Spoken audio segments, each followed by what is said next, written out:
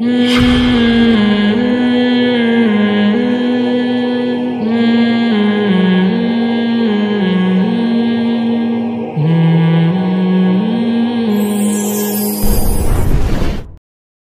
کا سوال ہے نا کہ ٹچ موبائل میں میوزک اور تصویریں، تصویر ڈیجیٹل تصویر تو اختلافی مسئلہ ہے، ہماری رائے یہ کہ یہ تصویر میں داخل نہیں ہے۔ ٹچ موبائل میں میوزک کا مسئلہ ہوتا ہے۔ دیکھیں ایک آدمی اگر میوزک سننے کے لیے کوئی چیز سن رہا ہے نا وہ تو غلط ہے۔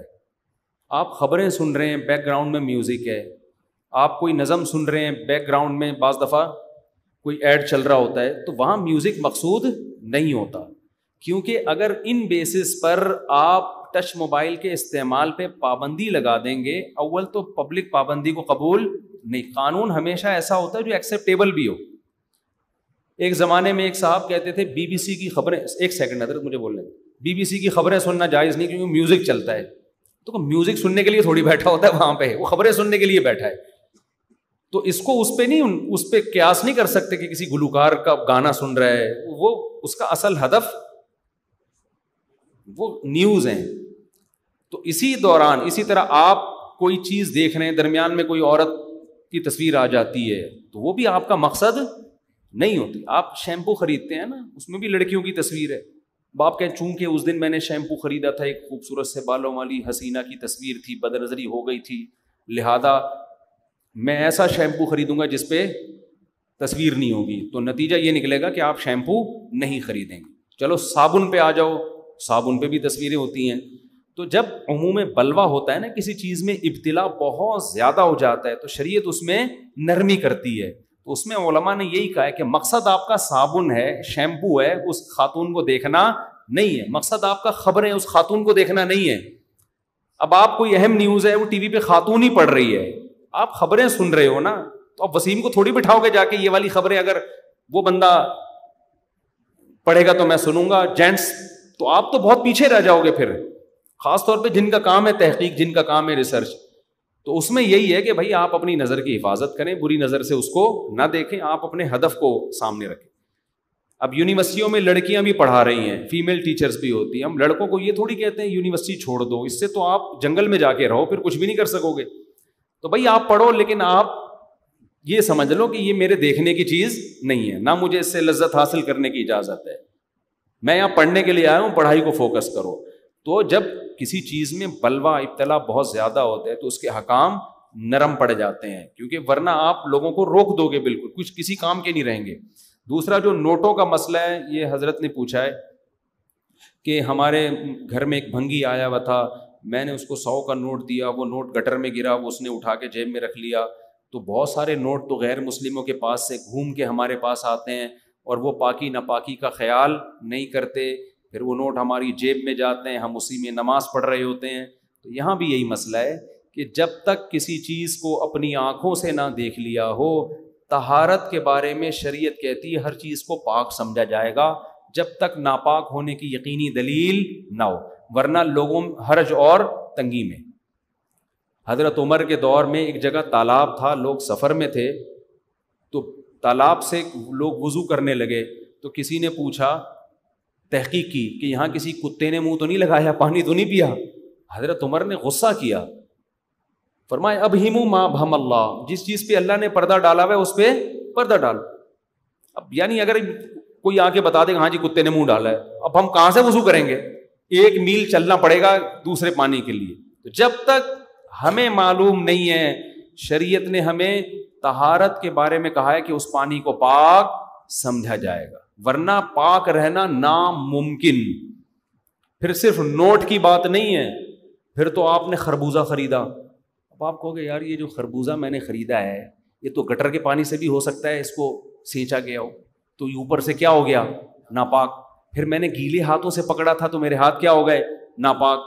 پھر میں نے گیلے ہاتھوں سے دروازہ دھکا دے کے کھولا تھا، یہ وہمیوں کے فون آتے ہیں میرے پاس، وہ دھکا دیا تھا تو دروازہ کیا ہو گیا؟ ناپاک۔ پھر میری بیوی نے دوبارہ وہ دروازہ پکڑا تھا تو بیوی کا ہاتھ بھی کیا ہو گیا؟ ناپاک۔ تو بیوی نے مجھے تھپڑ مارا تھا تو میرا منہ بھی کیا ہو گیا؟ ناپاک۔ اس کو تھپڑ کی اتنی فکر نہیں ہوتی، اس کو اس کی فکر ہوتی ہے یہ منہ کیا ہو گیا ہے؟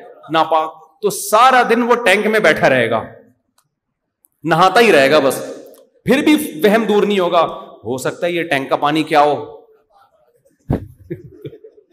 حضرت ناراض نہیں ہوئیے گا میرا تھوڑا سا.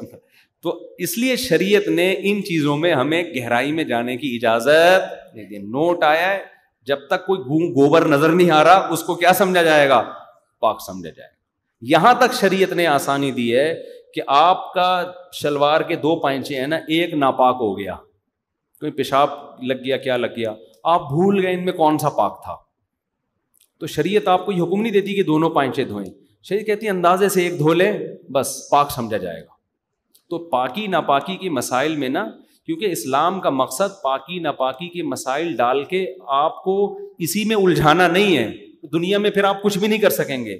اسلام نے اس لیے بیان کیا صاف ستھرے رہو، بس بہت زیادہ چھوٹ دے دی جائے گی تو میلے بھنگی بن جائیں گے سارے، ٹھیک ہے نا. تو اس لیے بیلنس اس میں رکھا ہے، اعتدال. جب اپنی آنکھوں سے دیکھ لو تو ٹھیک ہے، نہیں دیکھا تو کیا ہے؟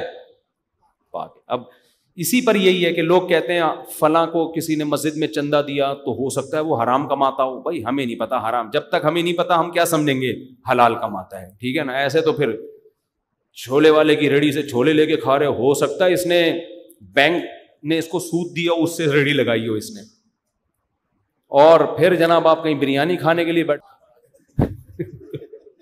حضرت ناراض نہیں ہوئیے گا میرا تھوڑا سا. تو اس لیے شریعت نے ان چیزوں میں ہمیں گہرائی میں جانے کی اجازت نہیں دی. نوٹ آیا ہے جب تک کوئی گوبر نظر نہیں آ رہا اس کو کیا سمجھا جائے گا؟ پاک سمجھا جائے گا. یہاں تک شریعت نے آسانی دی ہے کہ آپ کا شلوار کے 2 پائنچے ہیں نا، ایک ناپاک ہو گیا، کوئی پیشاب لگ گیا، کیا لگ گیا، آپ بھول گئے ان میں کون سا پاک تھا، تو شریعت آپ کو یہ حکم نہیں دیتی کہ دونوں پائنچے دھوئیں. شریعت کہتی ہے اندازے سے ایک دھو لے بس پاک سمجھا جائے گا. تو پاکی ناپاکی کے مسائل میں نا، کیونکہ اسلام کا مقصد پاکی ناپاکی کے مسائل ڈال کے آپ کو اسی میں الجھانا نہیں ہے، دنیا میں پھر آپ کچھ بھی نہیں کر سکیں گے. اسلام نے اس لیے بیان کیا صاف ستھرے رہو، بس بہت زیادہ چھوٹ دے دی جائے گی تو میلے بھنگی بن جائیں گے سارے، ٹھیک ہے نا. تو اس لیے بیلنس اس میں رکھا ہے، اعتدال. جب اپنی آنکھوں سے دیکھ لو تو ٹھیک ہے، نہیں دیکھا تو کیا ہے؟ پاک. اب اسی پر یہی ہے کہ لوگ کہتے ہیں فلاں کو کسی نے مسجد میں چندہ دیا تو ہو سکتا ہے وہ حرام کماتا ہو. بھائی ہمیں نہیں پتا حرام، جب تک ہمیں نہیں پتا ہم کیا سمجھیں گے حلال کماتا ہے، ٹھیک ہے نا. ایسے تو پھر چھولے والے کی ریڑھی سے چھولے لے کے کھا رہے، ہو سکتا ہے اس نے بینک نے اس کو سود دیا اس سے ریڑھی لگائی ہو اس نے. اور پھر جناب آپ کہیں بریانی کھانے کے لیے بیٹھو گے، پتہ نہیں کتے کا گوشت تو نہیں ڈالا بھائی اس میں. تو اسلامی ملک ہے بھائی، کیوں کتے کا گوشت ڈالے گا؟ مرغی شکل سے کیا لگ رہی ہے؟ مرغی. تو بس جب تک شکل سے مرغی لگ رہی ہے، شکل سے کتا نہیں لگ رہی، ہم اس کو کیا سمجھیں گے؟